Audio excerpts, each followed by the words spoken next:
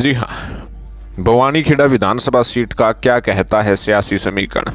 कौन मारेगा बाजी, कौन कितना आगे, कौन पीछे, किसकी होगी जीत।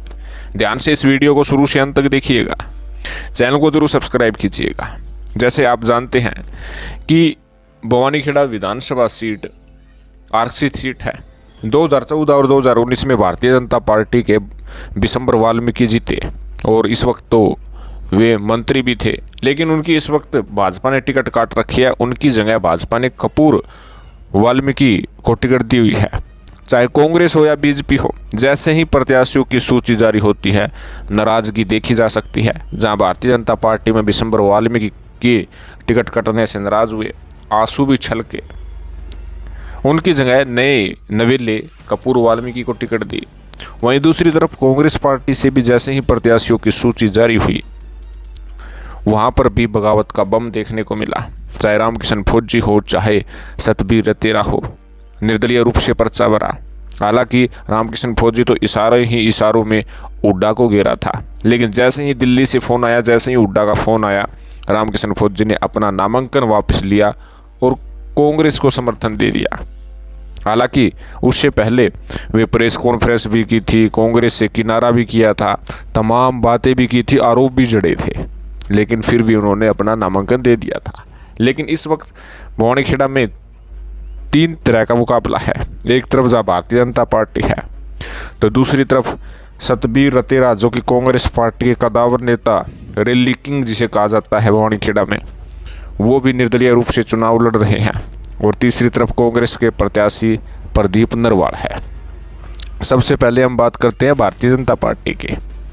भारतीय जनता पार्टी में नाराजगी स्पष्ट देखने को मिली थी। बिशंबर वाल्मीकि जो इस वक्त मंत्री है, टिकट कटने के बाद ये तक कह दिया था कि भारतीय जनता पार्टी ने बवानीखेड़ा से डम्मी कैंडिडेट उतारा है, उनकी जीत नहीं हो सकती। उन पर काफ़ी आरोप भी जड़े थे। लेकिन आपको बता दें कि बवानीखेड़ा में अब नए समीकरण जो है बनने के आसार है। बिशंबर वाल्मीकि की टिकट यहाँ से भाजपा ने काटकर कपूर वाल्मीकि को मौका दिया है। कपूर वाल्मीकि पहले नगर पालिका के अध्यक्ष रह चुके हैं और वे बवानीखेड़ा कस्बा के पहले ऐसे उम्मीदवार हैं जो कस्बा से है, जबकि अब तक कस्बा के गांव से प्रत्याशी चुनावी मैदान में रहे हैं। यहाँ भी कांटे का मुकाबला देखा जा सकता है। कहीं ना कहीं जो बिशंबर वाल्मीकि जो वोट बैंक है, उनके समर्थक है, उनके अंदर आज भी नाराजगी है। हालांकि बिशंबर वाल्मीकि के समर्थन में आए मंडल अध्यक्ष अब कपूर वाल्मीकि के लिए, पार्टी के लिए काम कर रहे हैं। लेकिन कपूर वाल्मीकि के लिए एक और अच्छी खबर है कि अब बिशंबर वाल्मीकि जब उनसे मिले तो जीत की बात की, उनके साथ आने की बात की, भाजपा की सरकार की बात की। उससे कहीं ना कहीं कपूर वाल्मीकि के लिए अच्छी खबर है कि अब बिशंबर वाल्मीकि भी उनके साथ आ चुके हैं। तो कहीं ना कहीं भारतीय जनता पार्टी में जो स्थिति होती है बगावत करने की, उस स्थिति पर काबू कर लिया जाता है। और यही बवानीखेड़ा में अब देखने को मिल रहा है कि बिशंबर वाल्मीकि किस प्रकार कपूर वाल्मीकि से बातचीत कर रहे हैं, किस प्रकार उन्हें चुनाव को लेकर कह रहे हैं। क्योंकि बिशंबर वाल्मीकि 2 बार चुनाव आ रहे हैं। 2014 में तो कम ही वोटों से जीत दर्ज हुई थी, लेकिन 2019 में 10,000 पार की लीड उन्होंने ली थी।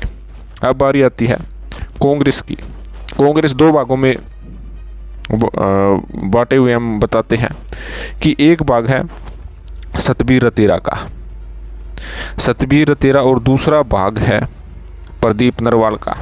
प्रदीप नरवाल को बाहरी कैंडिडेट की तवज्जो दी है कि ये बाहरी नेता हैं, और उसके साथ साथ कोई ने यूपी का कहता है, कोई ने सोनीपत का कहता है। पैराशूट कैंडिडेट वास्तव में है और बाहरी का टैग इस वक्त पूरे बवानीखेड़ा में टिका है। जो कांग्रेस का परंपरागत वोट है, जो कांग्रेस को ही वोट करते हैं, प्रदीप नरवाल को वो वोट बैंक जरूर आएगा। कहीं ना कहीं दीपेंद्र हुड्डा ने जिस प्रकार से बवानीखेड़ा में आकर रतेरा पर मेहरबानी भी बरती और ये भी कहा कि रतेरा अपना ही है, तो कहीं ना कहीं हुड्डा के खासम खास रहने वाले रतेरा के लिए भी राह आसान हो सकती है। अगर कांग्रेस का हुड्डा समर्थकों का वोट बैंक, रामकिशन फौजी का वोट बैंक रतेरा को आता है, तो कहीं ना कहीं कांग्रेस प्रत्याशी प्रदीप नरवाल पीछे सरक सकते हैं और मैन मैदान में रतेरा आ सकते हैं। रतेरा चाहे रैली की बात हो, चाहे किसी प्रोग्राम की बात हो, चाहे जनसभा की बात हो, चाहे अन्य किसी गतिविधि की बात हो, वे अपनी भीड़ में बवानीखेड़ा में हमेशा से ही टॉप में रहे हैं, जिसके कारण उन्हें राजनीतिक रूप से रैली किंग भी बवानीखेड़ा में कहा जाता है। तो कहीं ना कहीं अब घमासान मचा है। सबसे खास बात यह है कि रतेरा तभी जीतते हैं जब हुड्डा समर्थकों का वोट बैंक उनके पास हो। प्रदीप नरवाल तभी जीत पाएंगे जब रतेरा का सारा वोट बैंक नरवाल को आए। लेकिन भारतीय जनता पार्टी के लिए अच्छी बात है कि बिशंबर वाल्मीकि कपूर वाल्मीकि के साथ आ चुके हैं। जो वोट बैंक ये लग रहा था कि अब बीजेपी को नहीं आएगा, उस वोट बैंक पर भी अब बीजेपी की निगाह है। कहीं ना कहीं मुकाबला तीन तरफा है। कपूर वाल्मीकि, सतबीर रतेरा और उसके साथ साथ प्रदीप नरवाल। प्रदीप नरवाल कितने वोट खींचते हैं? प्रदीप नरवाल जो है बवानीखेड़ा के करीब 8,95,900 मतदाताओं में से कितने वोट बैंक अपनी तरफ ले जाते हैं, ये देखने वाली बात होगी। हालांकि प्रदीप नरवाल के साथ बाहरी लोग ज़्यादा घूमते हैं, वोटों की अपील करते हुए ज़्यादा दिखते हैं, बाहरी का टैग अब भी है।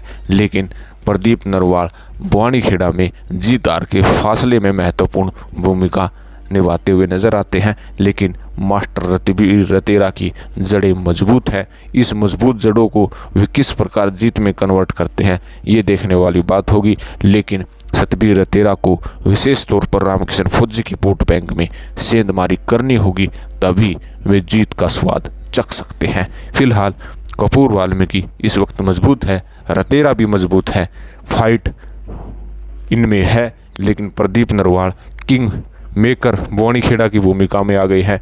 वो कितना वोट बैंक खींचते हैं, उस वोट बैंक के आधार पर बवानीखेड़ा की जीत सुनिश्चित होने वाली है। तो आपका इस विषय में क्या कहना है? बवानीखेड़ा में अब की बार किसकी होगी जीत? कमेंट करके ज़रूर बताइएगा। चैनल को ज़रूर सब्सक्राइब कीजिएगा। धन्यवाद।